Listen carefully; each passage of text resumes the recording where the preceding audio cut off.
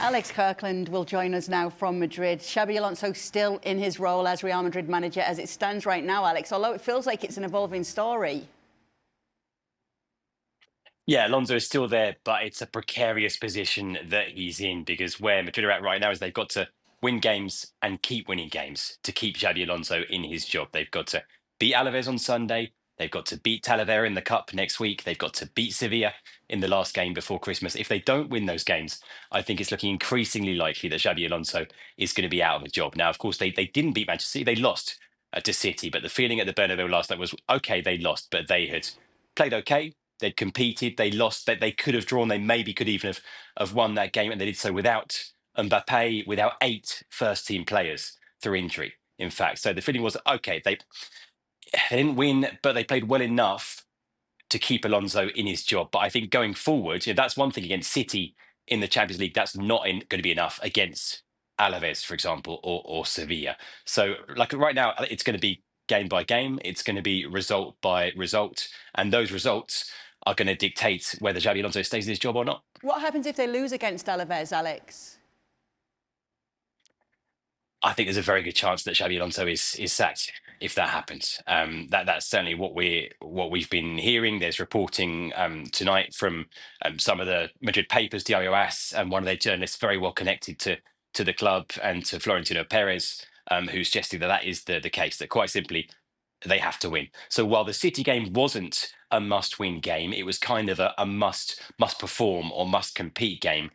I think things have kind of moved up again now, and we're now in must-win game territory. So yes, if they were to lose to Alaves, which they could do, there away from home, they've got basically an entire 11 of players absent through injury and suspension. Alaves, not a bad team, mid-table, hard to play against, a difficult place to go.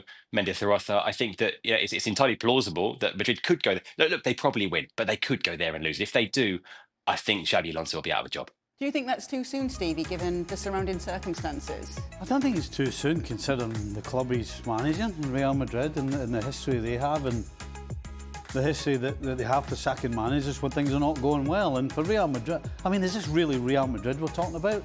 2 wins in 8 games.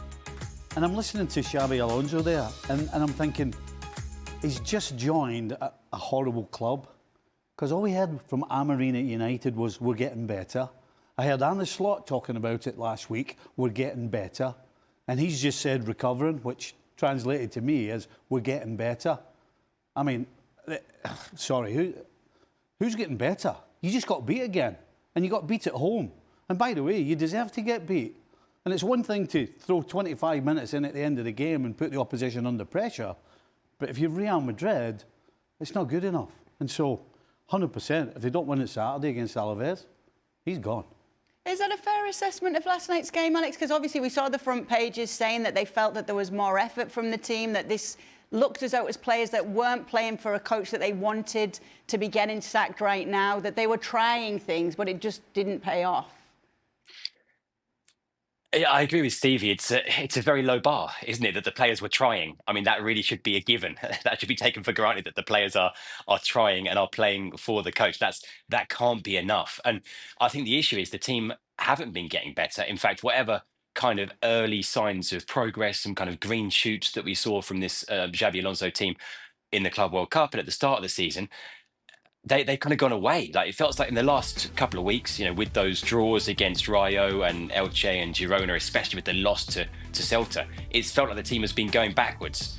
So yes, the players were making an effort against City, but of course they were, because you're playing City in the Champions League at home. There's no way a Real Madrid player can get away with not making an effort in that game. But that can't be enough. It can't. We've got to expect, I think, more from the team than that.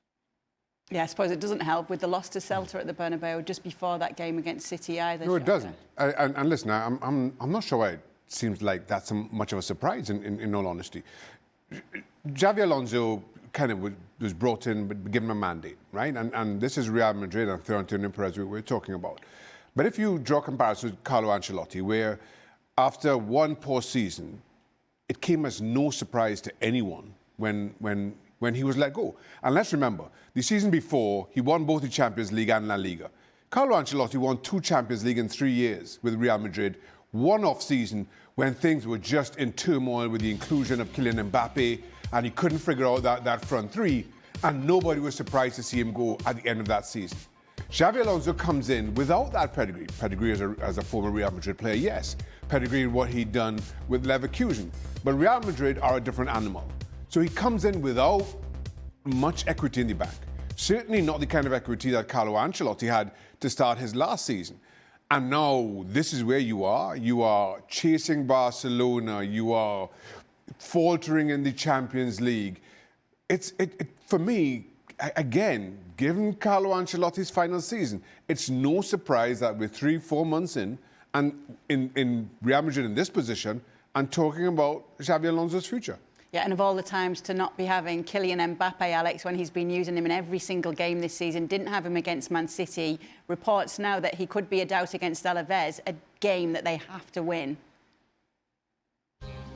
Yeah, we're not sure if Mbappe will be fit or not for the Alaves game. Alonso said after the City game last night, it's too early, we'll have to see. He's got this muscular problem as well as the broken finger that he suffered against Celta. And yet Mbappe, no doubt, Madrid's best player this season alongside Thibaut Courtois, and he's the most important potential absentee, but he's far from the only one because they've just got so many issues between injuries and suspensions. Because remember, against Celta, you had Fran Garcia sent off, Alvaro Carrera sent off, Endrick carded on the bench as well. And it's the defence. I mean, Mbappe's a big miss, of course, but the defence is a massive problem in this game for Real Madrid because the only two senior defenders you've got are Rudiger and Asensio. That's it. Everyone else is either injured or suspended. Okay, maybe you play Fede Valverde at right back. That's what you probably do. But who do you play at left back? Because there's no Guerreras, there's no Fran Garcia, there's no Ferland Mendy.